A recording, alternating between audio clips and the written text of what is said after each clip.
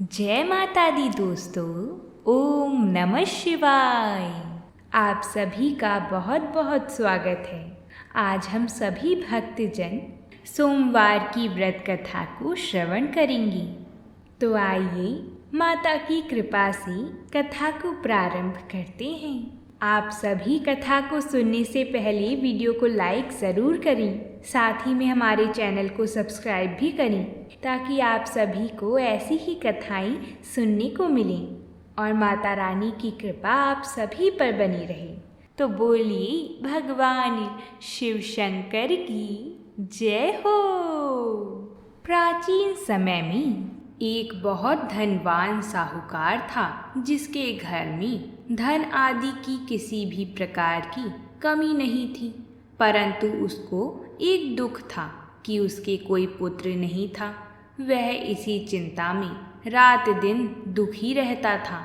वह पुत्र की कामना के लिए प्रति सोमवार को शिव जी का व्रत करता और पूजन किया करता था तथा शाम काल में शिव मंदिर में जाकर शिव जी के श्री विग्रह के सामने दीपक जलाया करता था। उसके इस भक्ति भाव को देखकर एक समय माता पार्वती जी ने शिव जी महाराज से पूछा कि महाराज, यह साहूकार आपका अनन्य भक्त है और सदैव ही आपका व्रत और पूजन बड़ी श्रद्धा भाव से करता है। इसकी मनोकामना पूर्ण करनी ही चाहिए। शिव जी ने कहा, हे पार्वती, यह संसार कर्म क्षेत्र है। जैसा किसान खेत में जैसा बीज बोता है वैसा ही फल काटता है, उसी तरह इस संसार में प्राणी जैसा कर्म करते हैं वैसा ही फल भोगते हैं।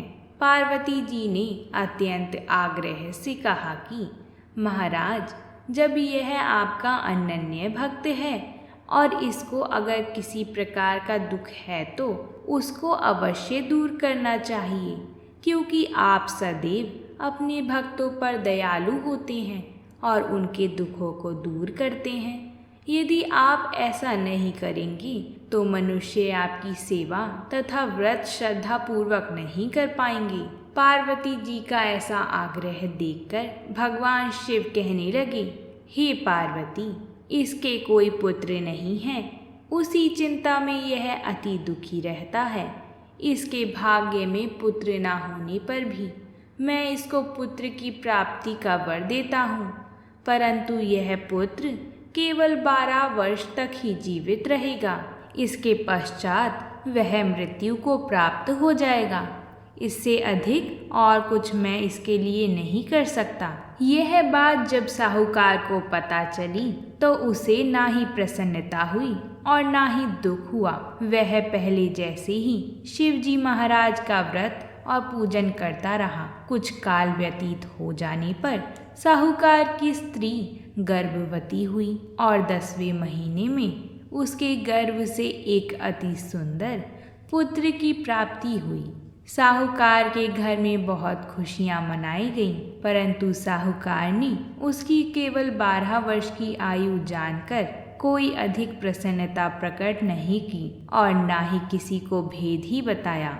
जब वह बालक 11 वर्ष का हुआ तो उस बालक की माता ने उसके पिता से विवाह आदि के लिए कहा, तो वह साहूकार कहने लगा कि अभी मैं इसका विवाह नहीं करूँगा। अपने पुत्र को भगवान की नगरी काशी में पढ़ने के लिए भेजूंगा। फिर साहूकार ने अपनी साली अर्थात बालक की मामा को बुलाकर उसको बहुत सा धन देकर कहा, तुम इस बालक को काशी में पढ़ने के लिए ले जाओ और रास्ते में जिस भी स्थान पर रुको वहाँ यज्ञ कराते और ब्राह्मणों को भोजन कराते हुए जाना।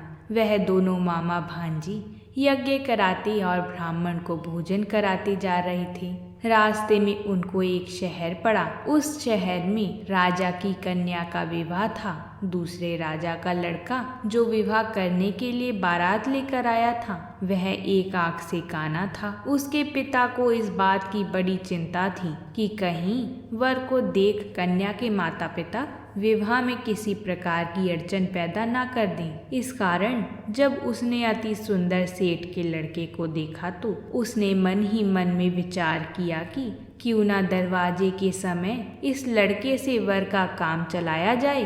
ऐसा विचार करके वर के पिता ने उस लड़के और मामा से बात की तो लड़के का मामा राजी हो गया। फिर उस लड़के को वर के कपड़े पहनाता था, घोड़ी पर चढ़ा, दरवाजे पर ले गए और सभी कार्य प्रसन्नता से पूर्ण हो गए। फिर वर के पिता ने सोचा कि यदि विवाह कार्य भी इसी लड़के के साथ करा लिया जाए तो क्या बुराई है। ऐसा विचार कर लड़के और उसके मामा से कहा, यदि आप फेरों और कन्यादान के काम को भी करा दें तो आपकी बड़ी कृपा होगी, मैं इसके बदले में आपको बहुत सा धन दूंगा। तो उन्होंने स्वीकार कर लिया। विवाह कार्य भी बहुत अच्छी तरह प्रसन्नता पूर्वक हो गए। परंतु जिस समय लड़का जाने लगा तो उसने राजकुमारी के चुनरी के पल्ले पर लिख दिया कि तुम्हारा विवाह तो मेरे साथ हुआ है, परंतु जिस राजकुमार के साथ तुमको भेजा जाएगा वह एक आंख से काना है। मैं काशी पढ़ने जा रहा हूँ।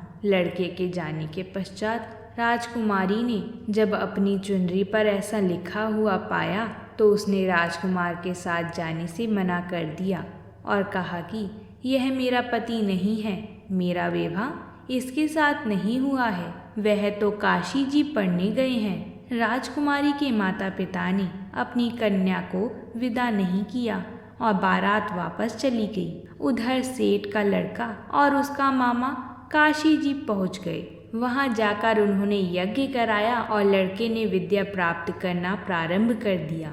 जब लड़के की आयु 12 वर्ष हुई तो उस दिन उन्होंने यज्ञ रखा था। लड़के ने अपने मामा से कहा, मामा जी आज मेरी तबीयत कुछ ठीक नहीं है। मामा ने कहा, अंदर जाकर सो जाओ। लड़का अंदर जाकर सो गया और थोड़ी देर में उसके प्राण निकल गए। जब उसके मामा ने आकर देखा तो कि वह मर गया है तो उसको बड़ा दुख हुआ और उसने सोचा कि अगर मैं अभी रोना पीटना मचा दूंगा तो यज्ञ का कार्य अधूरा रह जाएगा। अंततः उसने जल्दी से यज्ञ का कार्य समाप्त कर ब्राह्मणों के जाने के बाद रोना पीटना आरंभ कर दिया। संयोगवश उसी समय शिव जी और माता पार्वती जी उधर से जा रहे थे। जब उन्होंने जोर जोर से रोने की आवाज़ सुनी, हे स्वामी, कोई दुखिया रो रहा है, इसके कष्ट को दूर कीजिए। जब शिव जी और माता पार्वती ने पास जाकर देखा तो वह वही लड़का मुर्दा पड़ा हुआ था। पार्वती जी कहने लगी, हे स्वामी, यह तो उसी सेठ का लड़का है जो आपके वरदान से हुआ था। शिव जी कहने लगी, हे पार्वती, इसकी आयु इतनी ही थी सो यह भोग चुका है। तब पार्वती जी ने कहा, महाराज, इस बालक को और आयु दो नहीं तो इसके माता पिता तड़प तड़प कर मर जाएंगे। पार्वती जी के बार बार आग्रह करने पर शिव जी ने उसको जीवन वरदान दिया और शिव जी महाराज की कृपा से लड़का जीवित हो गया। भगवान शिव और माता पार्वती कैलाश चली गई। वह लड़का और मामा उसी प्रकार यज्ञ कराते तथा ब्राह्मणों को भोजन कराते अपने घर की ओर चल पड़े। रास्ते में उसी शहर में आई जहाँ उसका विवाह हुआ था। वहाँ पर आकर उन्होंने यज्ञ आरंभ करा दिया तो उस लड़के के ससुर ने उसको पहचान लिया और अपने महल में ले जाकर उसकी बड़ी खातिरदारी करी। साथ ही बहुत दास और दासियों सहित आदर पूर्वक लड़की और जमाई को विदा किया। जब वह अपने शहर के निकट आई तो मामा ने कहा, मैं पहले घर जाकर खबर कर देता हूँ। जब उस लड़के का मामा घर पहुँचा तो लड़के के माता पिता घर की छत पर बैठे थे और यह प्रण कर रहे थे कि यदि हमारा पुत्र सकुशल लौट आया तो हम राजी खुशी नीचे आ जाएंगी, नहीं तो छत से गिरकर ही अपने प्राण दे देंगी। इतने में उस लड़के के मामा ने आकर यह समाचार दिया कि आपका पुत्र आ गया है, तो उनको विश्वास नहीं हुआ। उसके मामा ने शपथ पूर्वक कहा कि आपका पुत्र अपनी स्त्री के साथ बहुत सा धन लेकर आया है। तो सेठ ने आनंद के साथ उसका स्वागत किया और बड़ी प्रसन्नता के साथ रहने लगे। इसी प्रकार से जो भी सोमवार की कथा को सुनता है या सोमवार व्रत को धारण करता है अथवा इस कथा को पढ़ता या सुनता है, उसकी समस्त मनोकामनाएं पूर्ण हो जाती हैं। बोलिए भगवान शंकर की जय, बोलिए माता पार्वती की जय। अगर आप सभी को हमारी ये कथा पसंद आई हो तो वीडियो को लाइक ज़रूर करिएगा। साथ ही कमेंट बॉक्स में हर हर महादेव ज़रूर लिखिएगा। प्रेम से बोलिए जय माता दी।